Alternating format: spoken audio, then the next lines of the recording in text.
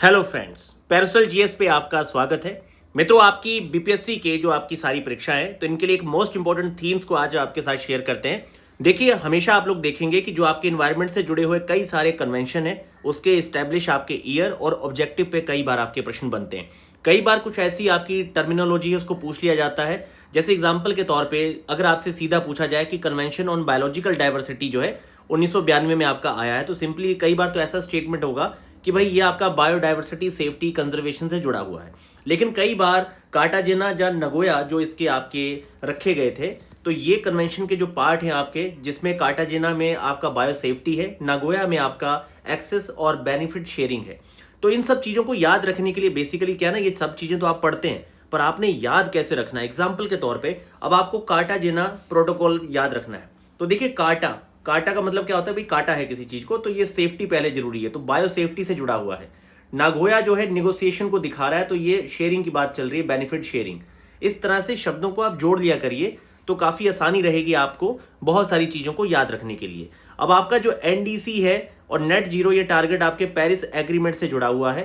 Kyoto protocol आपका जो है एमिशन ट्रेडिंग, ठीक है, क्योंकि कार्बन को ही काउंटर करने के लिए आपके कार्बन डाइऑक्साइड को, क्योटो प्रोटोकॉल आपका ग्रीन हाउस गैस एमिशन से जुड़ा हुआ है। यूएनएफसी आपका 1992 का है, ठीक है, इसमें सारे आपके कंपोनेंट्स हैं। साइट आपका 1973 का है जो कि रेगुलेट करता है international trade and endangered species को।